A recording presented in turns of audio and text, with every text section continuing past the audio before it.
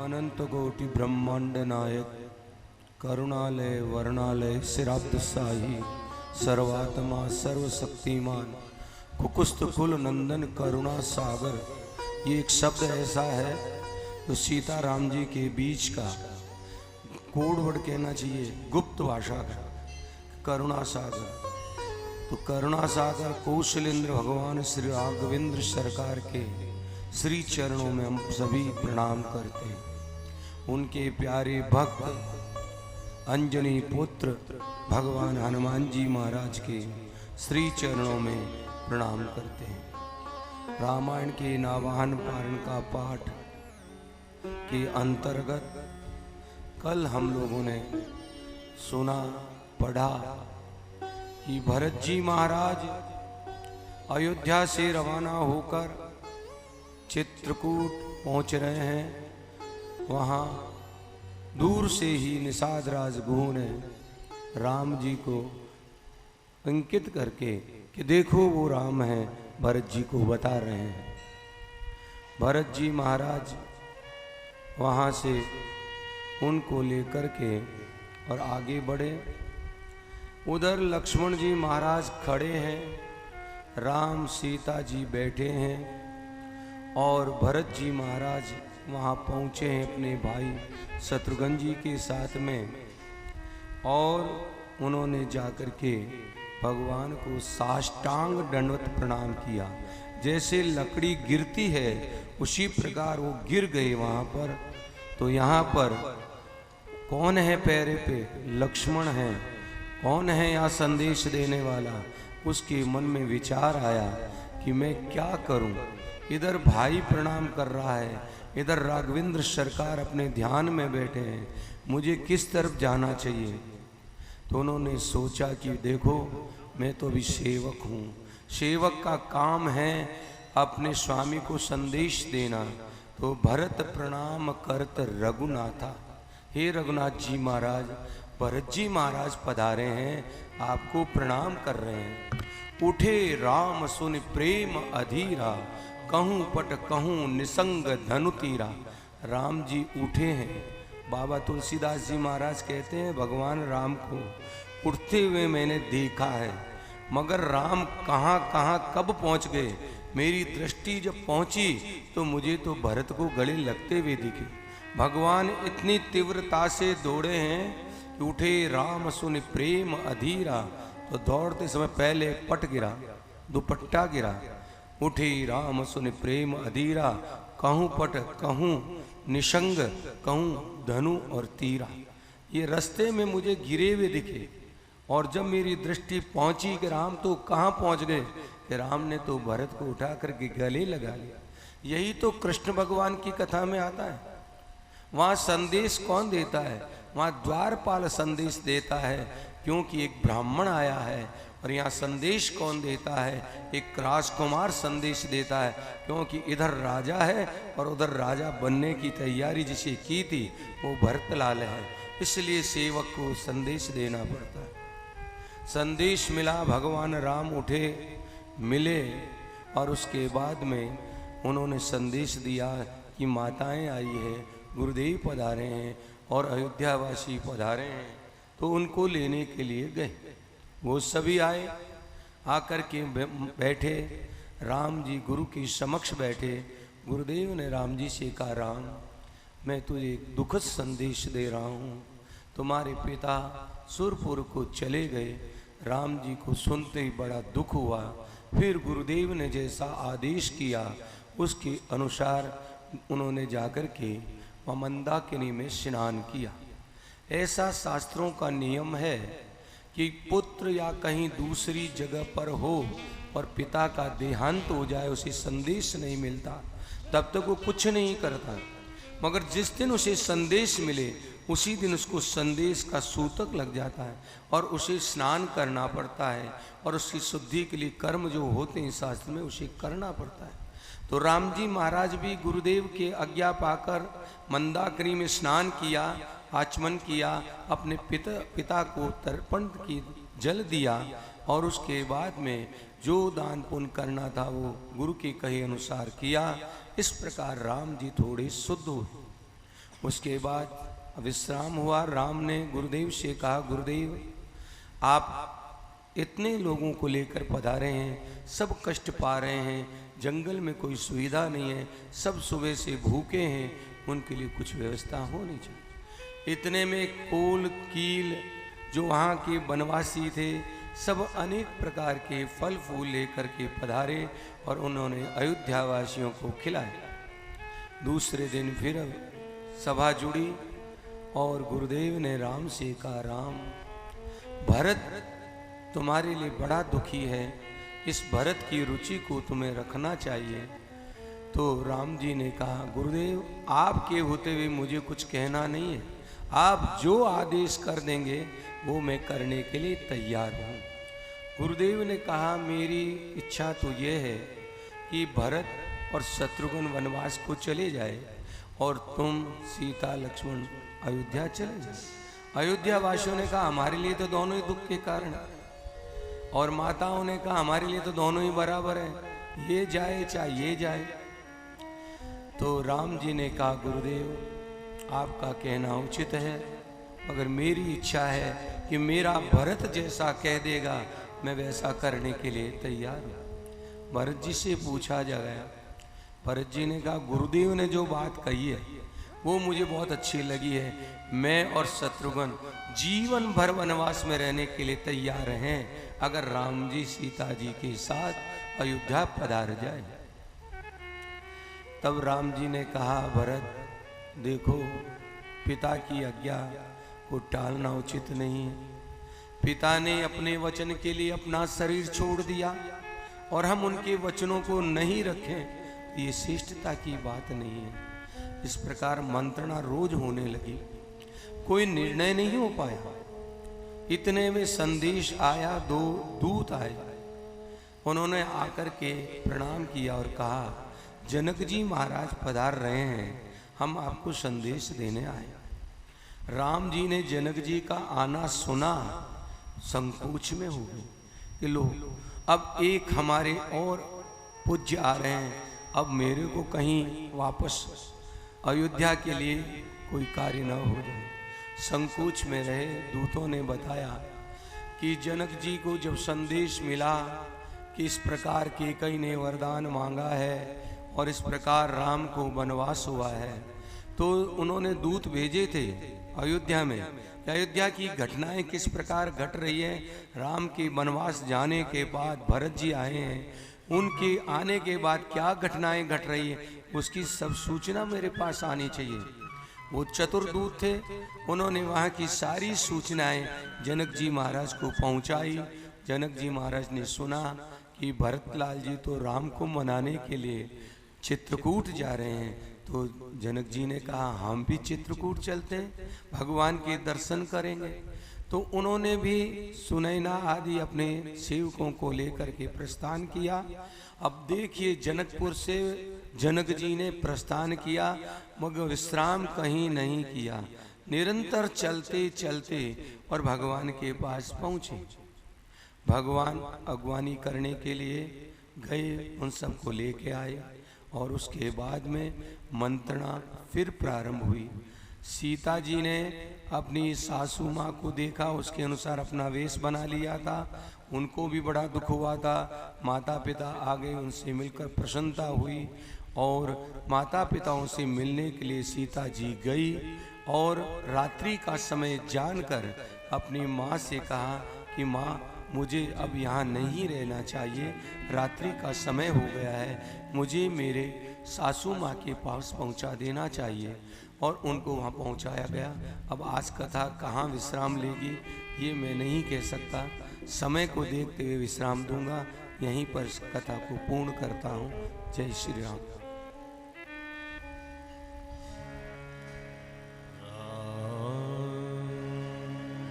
भगवान श्री राघवेंद्र सरकार की असीम अनुकंपा से हम सभी को इस कलिकाल में रामचरितमानस का सामूहिक नावान पारण का पाठ करने का दुर्लभ सुअवसर प्राप्त हुआ है। हम भगवान श्री राघवेंद्र के चरणों में प्रणाम करते हैं और उनके प्यारे भक्त हनुमान जी महाराज के चरणों में प्रणाम करते हैं, क्योंकि राम काज करबे को आतुर, ये तैयार रहते हैं भगवान का कार्य करने के लिए। कोई व्यक्ति राम के पास जाए कुछ कहने के लिए, उससे पहले हनुमान जी कह देते हैं भैया वहाँ क्यों जा रहा, मैं ही तेरा काम ठीक कर दूँ, इसलिए हनुमान जी को पहले पकड़ो। और सारी कथाओं में कहीं भी देख लो तो भगवान शंकर का नाम सबसे पहले लिया जाता है। ये भगवान शंकर ही हनुमान बन के पधारे हैं, तो हनुमान जी को प्रणाम करने का तात्पर्य भगवान शंकर को भी प्रणाम हो रहा है। हमने प्रातःकाल के सत्र में सुना पढ़ा कि जनक जी महाराज पधारे, सब लोगों ने उनसे मिलना हुआ, चर्चा चली, और उस चर्चा में जो निर्णय लिया जाना था वो ये लिया गया कि भरत जो कह देगा हम सब वह कर लेंगे। भरत जी महाराज संकोच में रहे, राम जी ने कहा भरत संकोच मत करो, निसंकोच होकर कह दो। भरत जी ने कहा महाराज क्या कहूँ, मेरे को अब ऐसा लगता है कि आप जो कहेंगे वही हम कर लेंगे। तो राम जी ने भरत जी को अनेक प्रकार से समझाया, भरत पिता की बात भी रह जाए, मेरा भी काम हो जाए और तेरा भी काम हो जाए, इस प्रकार का काम करना चाहिए। भरत जी ने कहा महाराज आप जैसा कहते हैं मैं करने के लिए तैयार हूँ, मगर मेरी एक इच्छा है। क्या इच्छा है? कि मुझे कुछ अवलंबन जरूर मिलना चाहिए। मैं किसके सारे अयोध्या में 14 वर्ष तक रहूँगा, मुझे कोई सहारा चाहिए। भगवान का ठीक है तुम्हें सहारा भी देंगे। तब भरत जी ने कहा मेरी एक और इच्छा रह गई। भगवान ने कहा तुम इच्छा अपनी है वो कह दो, इच्छा को मन में मत रखो कि महाराज मैं सारी तीर्थों का जल लेके आया हूँ, राज्याभिषेक की सब सामग्री लेके आया हूँ, अब मुझे बताइए मैं उसका क्या करूँ। आपने तो कह दिया कि पिता की आज्ञा को रखना है, देवों का भी काम हो जाए, तो ये सब बातें करने के लिए तो मुझे अयोध्या जाना पड़ेगा, मगर इन सामग्रियों का क्या अयोध्या को वापस ले जाऊं? भगवान राम ने कहा इस चित्रकूट के अंदर अगर कोई संत है तो अत्रि ऋषि है, अत्रि और अनसुईया, तो अत्रि ऋषि से पूछो, वो जैसा कहे वैसा करो। तो उन्होंने कहा कि एक कुआं है, कूप है, बहुत पुराना है, लुप्त हो गया है, इस जल को उसमें प्रवेश करवा दो। करवा दिया। फिर भरत जी ने कहा महाराज एक इच्छा और बाकी रह गई। भगवान ने कहा इच्छा है वो पूरी करो, कि मेरी इच्छा है कि इस चित्रकूट की धरती का मैं अवलोकन करूं, जहां जहां आपके चरण रखे गए हैं उन स्थानों को भी मैं देखूं और प्रणाम करूं। तो कहते हैं कि भरत जी महाराज 5 दिन तक वहाँ रहे, उनका अवलोकन किया, प्रणाम किया, और उसके बाद भगवान के चरणों में आकर के विराजमान हुए कि प्रभु अब मुझे कोई अवलंबन दे दीजिए। भगवान ने कहा कि भरत मैं तुझे अवलंबन दे रहा हूँ। चरण पादुकाएं भरत जी ने भगवान के समक्ष रखी, भगवान ने उन पर अपने चरण पधराए और उसके बाद भरत जी को दे दिए। भरत जी उन चरण पादुकाओं को अपने मस्तक पर धर के और चित्रकूट से प्रस्थान किया, माताओं, गुरु लोगों के और अयोध्या वासियों के साथ में। जनक जी महाराज का संग भी साथ में ही था। और तमसा विश्राम, गंगा किनारे श्रृंगवीरपुर विश्राम करते हुए भरत जी महाराज वहाँ अयोध्या पहुँचे। अयोध्या में राज्य सिंहासन पर उन चरण पादुकाओं को विराजमान किया। ये चरण पादुकाएं संत लोग कहते हैं कि और कुछ नहीं, केवल सीता राम ही थे जो इन चरण पादुकाओं में यहाँ अयोध्या के राज सिंहासन पर आकर अभिषिक्त हुई है। इन चरण पादुकाओं की विशेषता थी, जिस प्रकार रामायण में 3 वस्तुएं ऐसी है जो विलक्षण है, चरण पादुका, मुद्रिका और चूड़ामणि। चरण का पादुकाएं बोलती है, मांग मांग आयसु करत राज काज बहु भात। भरत जी महाराज जो कुछ भी बात पूछे होती थी, कहीं नहीं जाते, चरण पादुकाओं की चरणों में आकर विराजमान हो जाते और ध्यान लगाते कि मेरे राम जी और मेरी सीता इन चरण पादुकाओं के रूप में विराजमान है, वो मुझे आज्ञा करेगी। और उनको आज्ञा मिलती थी और उससे वो कार्य करते थे। एक मुद्रिका, ये छोटी भी होती है, बड़ी भी होती है। हनुमान जी ने मुख में ली। कुछ संत कहते हैं वो मुद्रिका नहीं, राम का नाम ही था। कुछ कहते हैं भगवान ने मुद्रिका दी तो थी। तो हनुमान जी जब गए अपनी मुद्रिका को मुंह में रखा, और जब मच्छर बने तब मुद्रिका कहाँ गई? वो भी मसक के मुंह में रह सके इतनी छोटी बन गई थी। एक चूड़ामणि जो सीता माता ने दी थी और उसे लेकर मेरे हनुमान जी राम जी के पास आए थे और राम जी को दी थी। राम जी ने उस चूड़ामणि से माता सीता के संवाद को अपने मन ही मन में किया था। चरण पादुकाओं को विराजमान किया, आज्ञा लेकर राज्यकाज करने लगे। और कहते हैं इस पाठ को जो करता है भगवान की भक्ति उसे प्राप्त होती है। यहाँ तक इसका फल श्रुति कह करके बाबा जी ने अयोध्या कांड को विश्राम दिया। अरण्य कांड का प्रारंभ होता है। सबसे पहले जयंत आता है। जयंत कौन? इंद्र का पुत्र और ऐसा बलशाली जिसने ही अमृत कलश राक्षसों से छीन कर दौड़ा था और उससे जो बूंदें 4 स्थानों पर गिरी थी उसी से तो कुंभ का निर्माण हुआ था। ये कुंभ का मेला जहां जहां लगता है ये जयंत के कारण ही ऐसा हुआ था।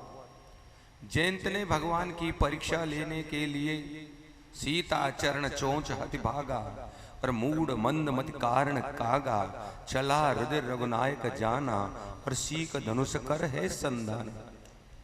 भगवान राम बैठे थे, माँ सीता विराजमान थी।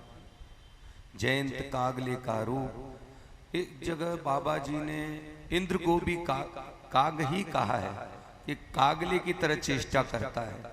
इंद्र कभी सही सोच रखता ही नहीं है, वो हमेशा कुछ न कुछ उल्टा, अपने राज्य को बचाने की चेष्टा ही उसका कर्म रहता है।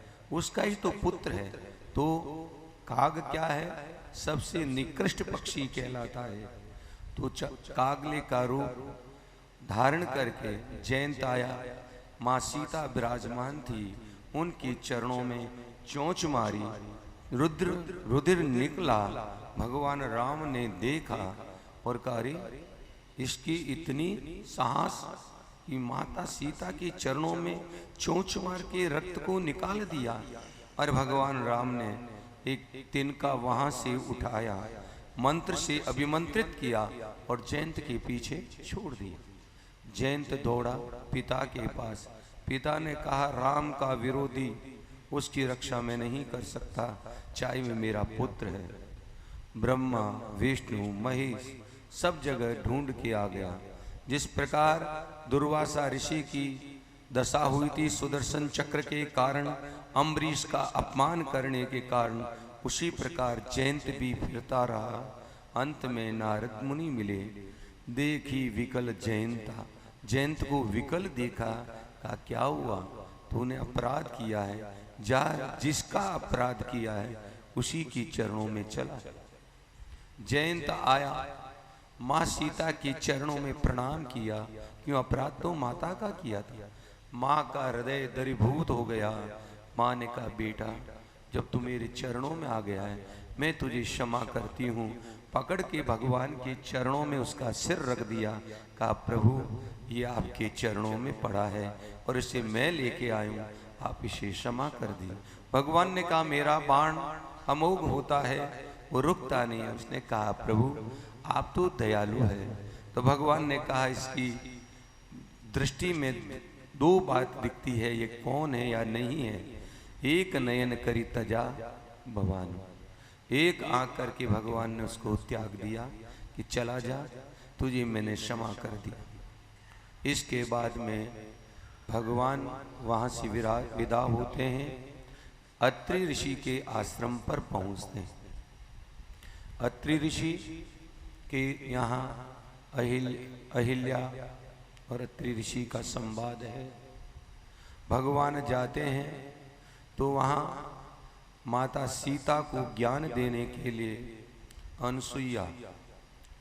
अनसुईया देवी के पास में पहुँचते हैं। तो अनसुईया माता सीता को ज्ञान देती है और उसके बाद में जो वस्तुएं देती है वो भगवान यहाँ किसी ऋषि महर्षि से कोई वस्तु स्वीकार नहीं की है, मगर यहाँ अनसुईया से भगवान ने सामग्री ली है, वस्त्र दिए हैं, आभूषण दिए हैं, जो कभी कुमलाए नहीं, कभी ऐसे मुरझाए नहीं, ऐसे पुष्प दिए, ऐसे वस्त्र दिए।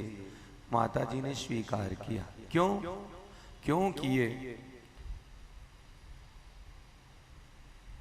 भगवान इनके पुत्र बने हुए हैं। एक कथा में ब्रह्मा विष्णु महेश तीनों परीक्षा लेने के लिए आए, तब उनको अपने सती बल से बालक बनाया। तो इस दृष्टि से देखा जाए तो ये तो पुत्र वधू है, इसलिए यहाँ पर वह सामग्री दी गई, उसे ली। उसके बाद में उन्होंने सती के जो धर्म होते हैं नारी के, उसके बारे में ज्ञान प्रदान किया, उसे लेकर के, और उसके बाद भगवान आगे बढ़े। अब भगवान कहाँ आते हैं? सरभंग ऋषि के पास। ऐसा ऋषि जो ब्रह्मलोक को जाने वाला है, मगर उसको संदेश मिलता है कि राम लक्ष्मण जानकी आ रहे हैं, तो रुक जाता है। भगवान पधारते हैं, दर्शन करता है और भगवान को कहता है अपने बड़ी कृपा की, और कहता है प्रभु आप जब तक मैं अपने शरीर को छोड़कर नहीं जाऊं तब तक आपको मेरे सामने विराजमान होना है। और उन्होंने भगवान के देखते देखते और योगाग्नि के द्वारा अपनी शरीर को लीन किया, ये सरभंग ऋषि।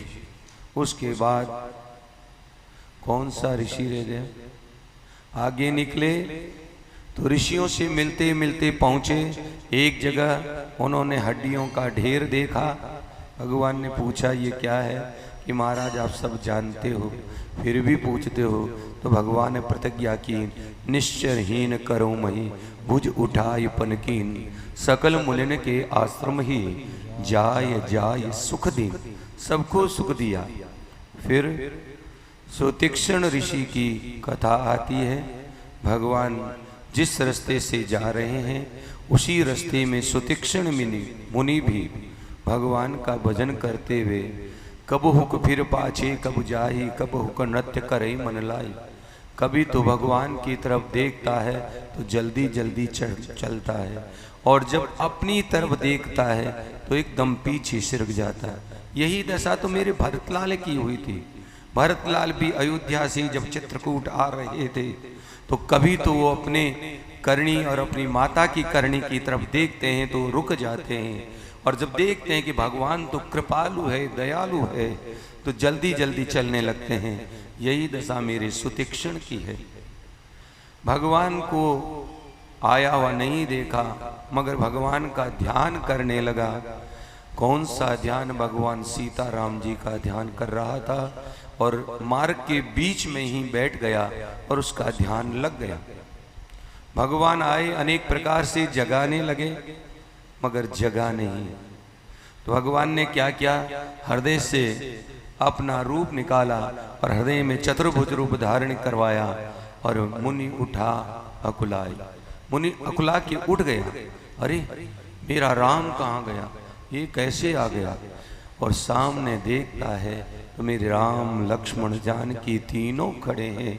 मुनि उठकर प्रणाम करता है और भगवान से कहता है आपने बड़ी कृपा की है। तो भगवान कहते हैं कि तुम मुझसे कोई वरदान मांग सकते हो? उन्होंने कहा मुनि कह मैं वर कबहु न जांचा, समुझ न पड़ही झूठ का सांचा।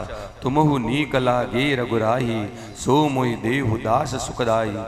भगवान ने कहा कि भगवान ने कहा वरदान मांगो।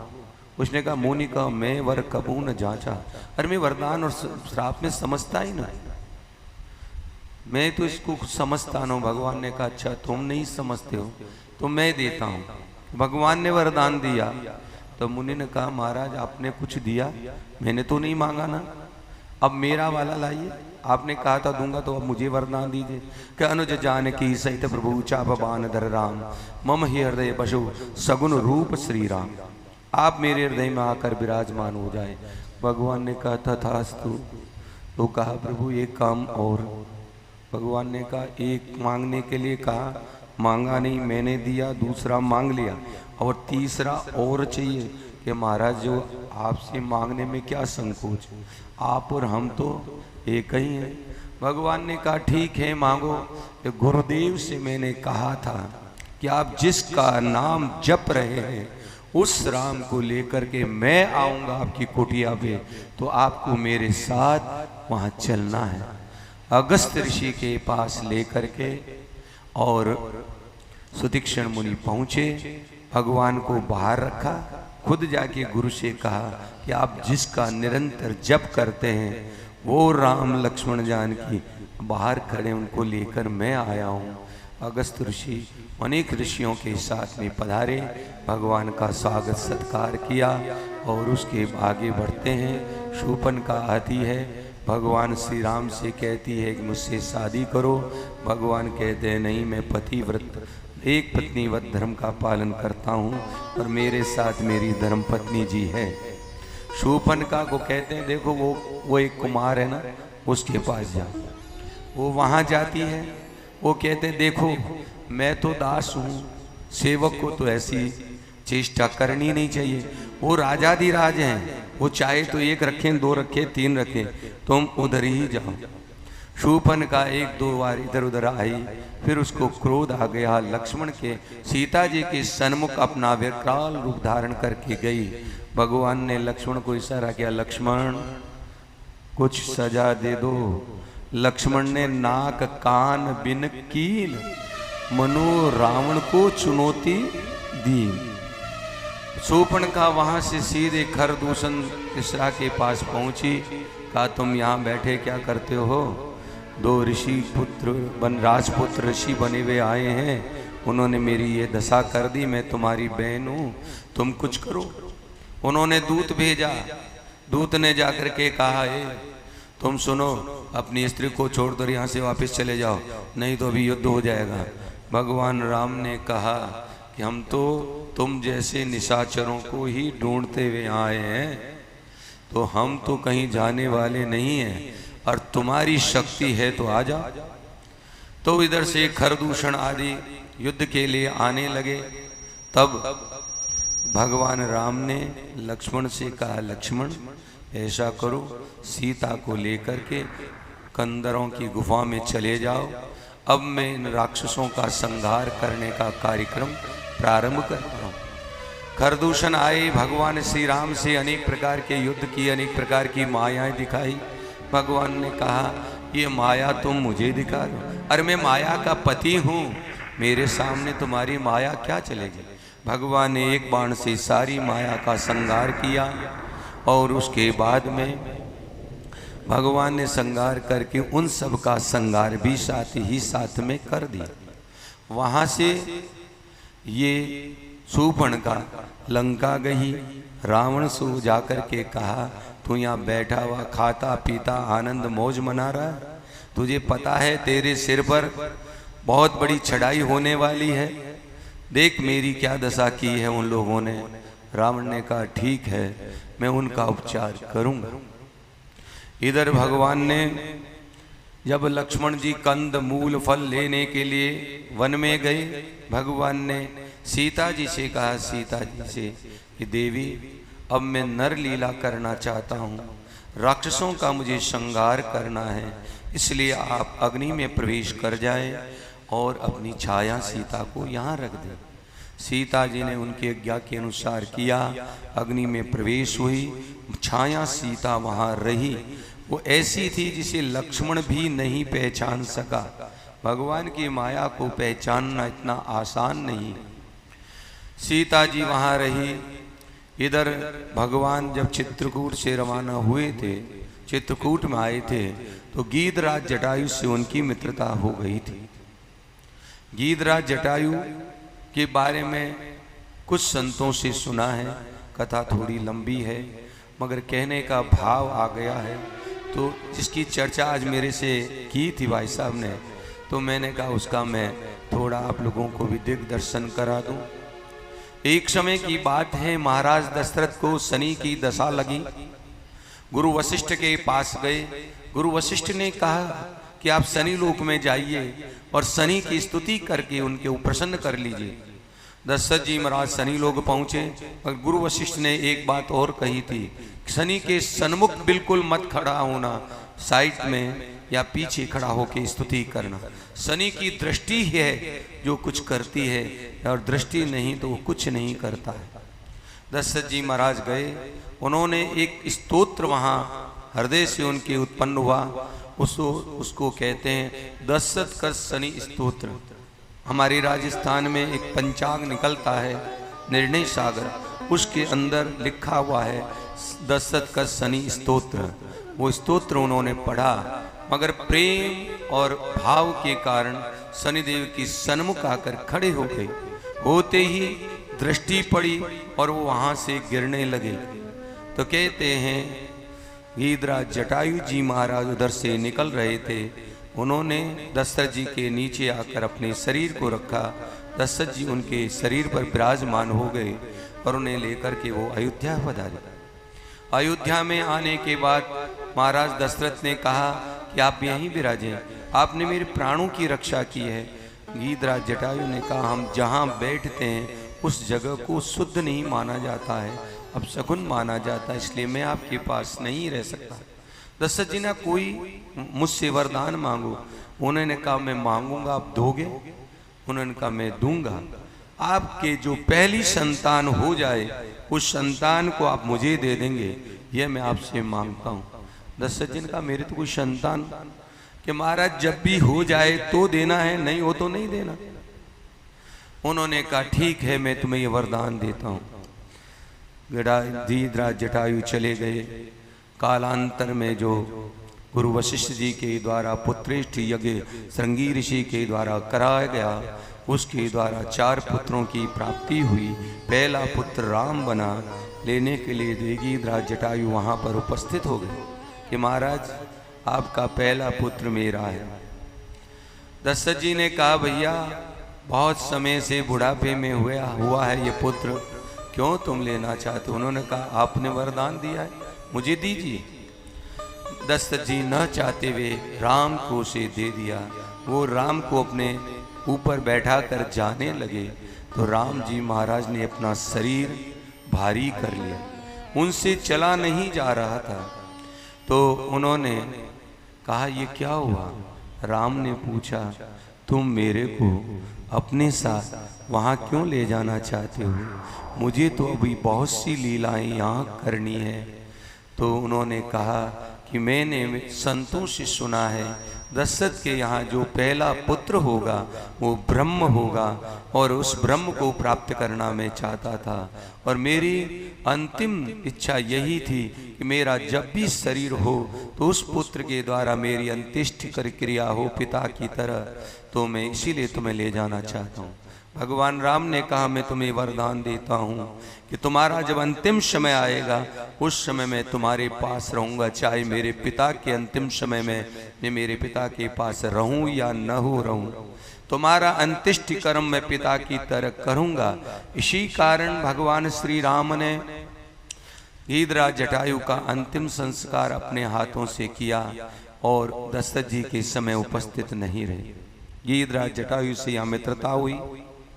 उधर रावण ने मारीच, जिसको भगवान ने बिना फर का बाण मारकर गुरु विश्वामित्र के आश्रम से 1000 कोस फेंक दिया था, उसके पास जो शक्ति थी स्वर्णमग्न बनने की, तो रावण उसके पास पहुंचा।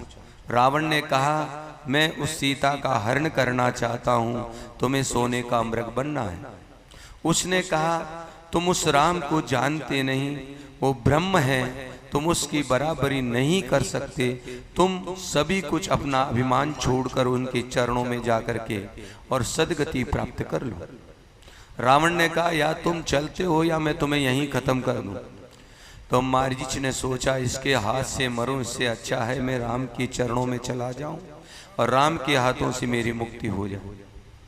तो इस प्रकार जब मारीच आया, सीता तो माया रूपी सीता थी, भगवान राम ने देखा, सीता ने देखा, जो सीता इतने बड़े राजभवन को छोड़कर आई थी, क्या उस सीता के हृदय में सोने के प्रति आकर्षण हो सकता है? जो अपने पति को कहकर आई थी कि मैं आपके साथ रहूंगी, आप जिस प्रकार भी जंगल में रहेंगे मैं उसी तरह रहूंगी, तो उसके मन में ऐसा विचार नहीं आ सकता। मगर माया रूपी सीता तो कुछ भी कर सकती है, ये भगवान की माया है। तो माया रूपी सीता ने कहा मुझे इस सोने के मृग का स्वर्ण चाहिए, मैं इसके वस्त्र बनाऊं। भगवान राम समझ गए, मंदी मंद मुस्कुराए कि देवताओं का कार्य करना है और यहीं से रावण को चुनौती पूर्ण करना है, सीता का हरण यहीं से होगा। तो भगवान उसके पीछे जाने लगे। तो लक्ष्मण से कहा लक्ष्मण, जंगल में अनेक राक्षस फिरते हैं, इसलिए सीता का तुम्हें ध्यान रखना है, सीता के पास रहना है। लक्ष्मण जी ने स्वीकृति दी। अब भगवान गए तो भगवान ने एकदम चाहते तो उस हिरण को मार सकते थे, मगर भगवान उसके पीछे काफी दूर तक गए। जब हरिण काफी दूर चला गया तब भगवान ने निशाना लगाया और उसको बाण लगा। बाण लगते उसका शरीर असली प्रकट हुआ और उसने पहले प्रथम जो नाम लिया वो लक्ष्मण का नाम बहुत जोर से लिया, हा लक्ष्मण, इस प्रकार पुकारा और पीछे से राम राम राम राम करने लगे। राम ने कहा धन्य है तेरी जननी जिसने तेरे हृदय में इतना प्रेम भाव भरा है। उधर सीता ने सुना, सीता ने लक्ष्मण से कहा लक्ष्मण तुम्हारे भाई पर कोई संकट आ गया। लक्ष्मण जी ने कहा माँ, जिनके भ्रागुटी विलास से सारी सृष्टि लय हो सकती है, क्या उनको कोई भय, उनके ऊपर कोई विपत्ति आ सकती है? मगर प्रभु प्रेरित लक्ष्मण मन डोला। लक्ष्मण का मन डोलता नहीं। सीता के माया रूपी सीता ने कुछ अपशब्द कहे, अगर असली सीता होती तो क्या उसके मुख से अपशब्द निकलते? नहीं निकलते। मगर ये माया थी, माया ने लक्ष्मण को कुछ कठोर शब्द कहे और भगवान की प्रेरणा हुई। प्रभु प्रेरित लक्ष्मण मन डोला, वो डोल गया। लक्ष्मण जी ने कहा माता आपकी आज्ञा है तो मैं जाता हूँ। लक्ष्मण जी ने रेखा खींची और कहा माँ, इस रेखा के बाहर आप मत पधारिएगा और इस रेखा के अंदर कोई भी शक्ति, चाहे विश्व की ईसाई कोश शक्ति हो, प्रवेश नहीं कर सकती। लक्ष्मण जी चले गए।